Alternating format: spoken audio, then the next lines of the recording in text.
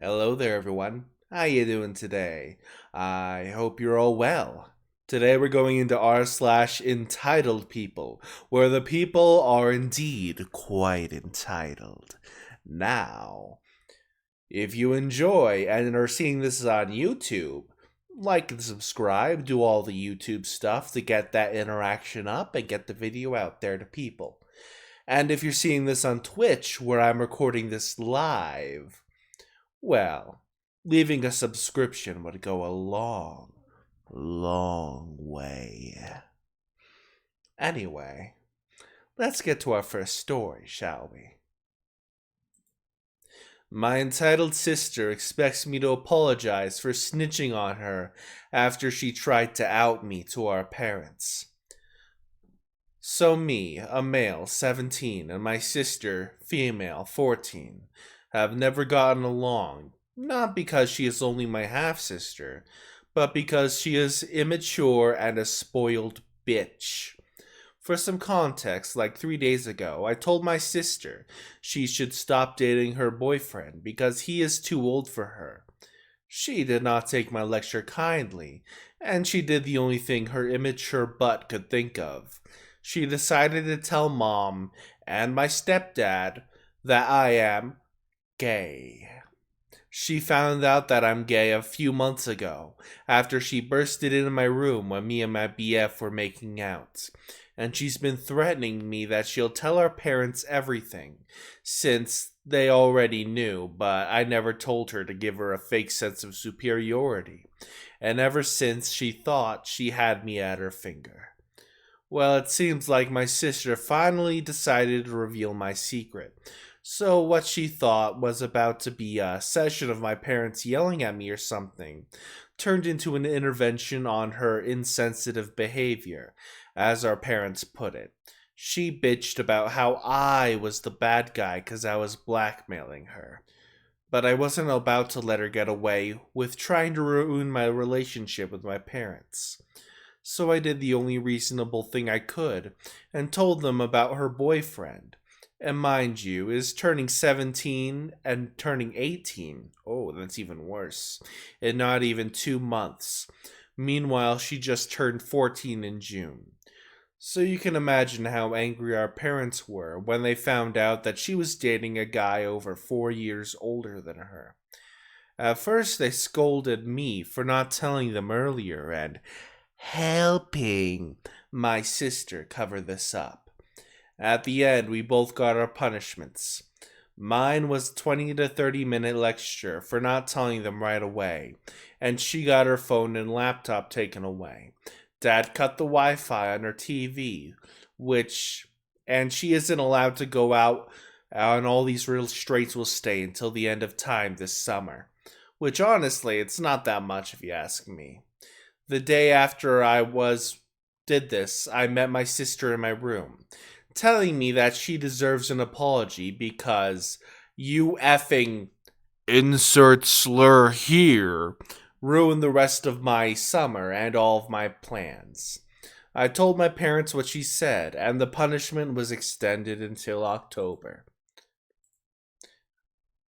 So, Reddit, does my wanker of a sister deserve an apology? I'd say she doesn't. No sister like that deserves an apology. Would I be the asshole if I got 3 people in my wedding party to keep close tabs on my sister-in-law? My sister-in-law, who is 19 female, is a self-described alcoholic. She does not understand moderation, and the first time I met her, she got so drunk she repeatedly threw up her drink and tried to continue to drink. I stopped her, obviously. Her parents do not stop her, and the only thing they draw the line at is when she brings up driving while drunk. She drinks for every meal and proudly brags about it. Another issue is she refuses to shower for days, and when someone finally forces her to, she only sits under hot water. No cleaning products. She prefers baths, which we've tried to explain is like soaking in your own filth, but she argues against it. Sister will also not use deodorant because it's toxic. or she doesn't need it. Sometimes it gets so bad she leaves a trail behind her, which you can smell minutes after she already left the area. The final issue is a couple years ago. At another wedding, she snuck off with her then frick buddy and then got caught banging in the bridal suite. So, for our wedding, my partner and I have debated having 3 people monitor her. The first being her grandpa, who has bullied her before into showering. He won't let her leave the house that day without being clean. The other 2 being my other sister-in-laws. They will be making sure the bartender knows E's face and that she's underage. Also making sure my mother-in-law doesn't cave and give her alcohol. And to make sure E doesn't sneak off again to cause problems, as stated about the previous wedding. I'm wondering if I'm being too harsh on E. But then again, I simply don't like her for a multitude of reasons that are not stated here. She's known to be self-centered, immature, and will go out of her way to look like the victim. I feel like at 19 she should know better, but my mother-in-law coddles her heavily, and if anyone speaks out against her, she gets very defensive. Also, she has openly stated she doesn't want to go to the wedding, which we are fine with, but my mother-in-law will make her go. So part of me is hoping she'll realize partway through she won't be getting away with anything and leave early. And then there's the part 2 apparently, so we're going to go into that real quick. Scrolling. Entitled Sister-in-Law Strikes Again. I have posted about my sister-in-law, 19 female, before. Yet again, she exceeded expectations and managed to insult me further. For context, my in-laws are out of town and asked my husband and I to help watch the house pets. E still lives with them. We had the understanding I would cook the meals if E agreed to do the dishes because she hates cooking and only eats pre-packaged hash browns. My husband is at work all day and I only get home at night.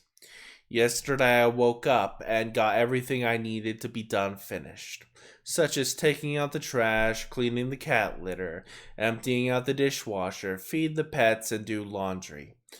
Around 1 p.m., E awoke and came upstairs. While preparing for supper, I realized we were out of spaghetti sauce, so I nicely asked E to go pick up some at the store, as I do not have a car, and she does. Cue the whining of, "But can't you just use tomato soup?" No, I'm not making spaghetti with tomato soup. Then she cried about how she had just woken up, and how I haven't even had my coffee yet. I said, "Okay, sit down, relax, have your coffee and cereal, then head to the store. You don't have to get it right this minute." She then tried to argue more, but I cut her off and said that she didn't even have to cook it. I was making it. And she finally went an hour later, and when she came back, I asked her exact likes and dislikes, dietary restrictions for the spaghetti. She's vegan. I got to cooking and made her spaghetti separate so nothing would cross-contaminate, and she had no reason not to like it. She's had spaghetti before and liked it previously. After cooking and putting her and my husband's portions aside, I went back to my room to finish some work. Around midnight, I go back upstairs to greet my husband and help get supper ready for him, when I notice half the dishes are still in the sink and E is nowhere to be seen. I go to throw something out and see a pile of spaghetti in the trash.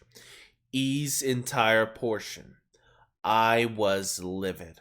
My husband came in and asked what's wrong when I pointed to the trash. He became angry as well. E does not pay for groceries. She didn't even cook it, yet she threw out perfectly good food instead of leaving it for someone else's leftovers. Based on the amount thrown out, I doubt she even had 2 bites.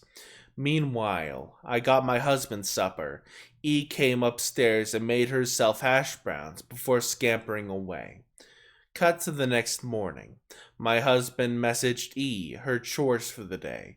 Clean up after her cat, get her laundry out of the dryer, and do the rest of the dishes before I started making supper in. She threw a hissy fit about how it wasn't fair, his expectations of her, and ran off to her GFs for the days, leaving me to care for her cat and the mountain of dishes she left. I hate this girl now more than ever. I've never experienced someone so entitled they didn't expect it to be done. Ugh. I've never experienced someone so entitled they expect everything to be done for them without her lifting a finger. She's 19 and can't even do dishes without throwing a tantrum. And the reason for half of the dishes still in the sink? Well, apparently the dishwasher was full and she couldn't possibly hand wash anything. That's beneath her. So yeah, I want to go home. Okay, that's quite the hell of a story. On to the next one, eh? Let's find another story. Let's find another story. Let's find another story so everyone doesn't die.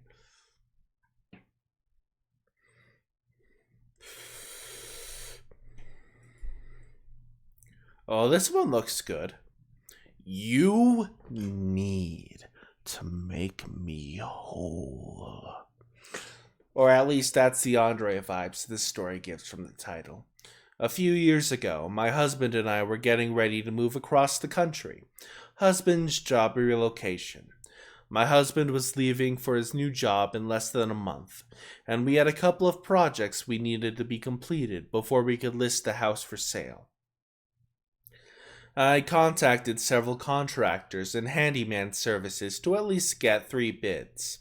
Relocation company policy, as they were paying for the services. We met with the individuals, and my husband really liked a handyman service owned by Brad. Brad wrote up the quote in the scope of work required, and all parties agreed. Brad was told that time was a critical factor for us, and we needed the work completed within the next 6 weeks. Everything started great. Brad and his small crew showed up every day to complete our deck. While Brad and co. were working outside, I was sorting through everything. I had things I wanted to give to friends and family, things I was going to donate, and things I wanted to sell. I kept the items I wanted to sell in the garage.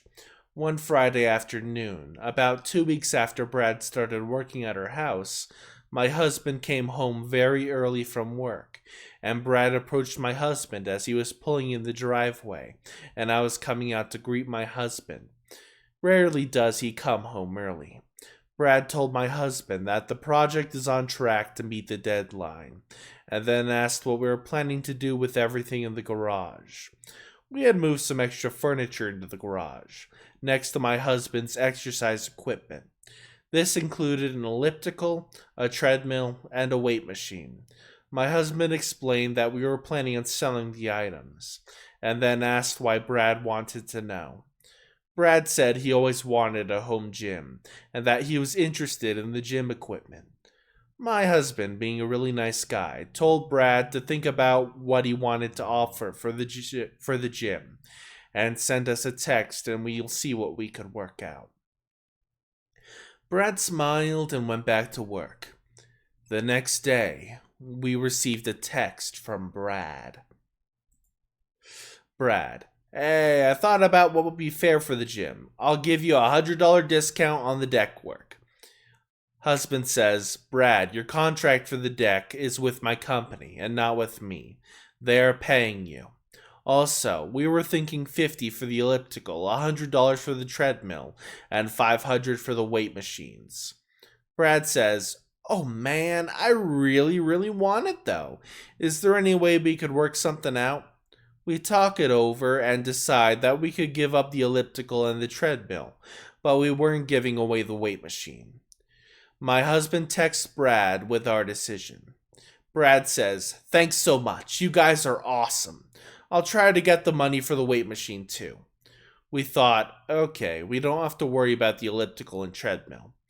On Monday, Brad and Co. come to work on the deck, but he keeps going into our garage. They had to use the outlet in the garage for their tools, and I find him using our gym equipment. I, being a surprised person, say, "Hey, just getting a feel for your new gym equipment?" Yeah. About the elliptical and treadmill. I don't think I'll use them. I only want the weight machine." Okay, so when do you want to buy it?" Brad said, "Well, I was thinking since you're just going to give me the elliptical and treadmill, that I could trade them for the weight machine. You know, an even swap." I say, "Excuse me? No. It doesn't work like that. You'll have to buy the weight machine." Brad said he has to get back to work, but as he leaves, he'll mumble that he'll just take it when we can't sell it. I tell my husband about our strange exchange that evening. The next day, I promptly list all the items for sale on the marketplace. Over the next 2 weeks, Brad and Co. complete the deck. It looked great, and I've sold many things on the marketplace. On the final day for Brad and Co., I asked Brad if he was still interested in the weight machine, because I had several people inquire about it. Brad just shrugs and packs up the remainder of his tools. I thank him and his crew for doing a great job and wish them well. I thought that was the last time I would hear from Brad, but boy was I wrong. Jump forward about 8 weeks, I have given away, donated, and sold about everything we weren't taking with us. The house was listed and sold in the weekend. The movers have been scheduled for the end of the week, the home stretch for moving. The day before the movers and I scrambling to get all the last little bits done, the doorbell rings repeatedly. I open the door and Brad is standing on my porch. "Hi, Brad." I literally have no idea why he's at my house. "Hey, I was wondering if you'd take $250 for all the gym equipment." "What?" "I'm sorry, Brad, but we already sold the gym equipment." Brad shouting, "What? You can't do that! It's mine!" My husband hears the shouting and comes to the door. "What's going on?" "You guys sold my gym equipment." My husband tells Brad that we sold the gym equipment weeks ago. He was still working on the deck and it was gone. Didn't he notice it wasn't in the garage anymore? Brad said he thought we moved it inside to keep it safe for him. Like what? The weight machine took 4 very big guys to load on a moving truck. "Now how are you gonna make me whole?" We just stared at Brad. "I know. You could just give me the money you got when you sold my gym equipment." He was serious. Oh my god, I just got cucked by a story. It's not giving me an answer. No resolution. Why? No! Pain. Anyway, that's the end of today's video. Okay. I hope you all had a nice day, everyone. Hope you enjoyed my stories. If you're seeing this on Twitch, maybe leave a subscription. Always helps. Maybe leave a follow. I don't know. If you're seeing this on YouTube a few days after I stream this, like, subscribe, check out twitch.tv/Count Julius, and leave a comment with your thoughts on the stories below. Now, I will see you all next time.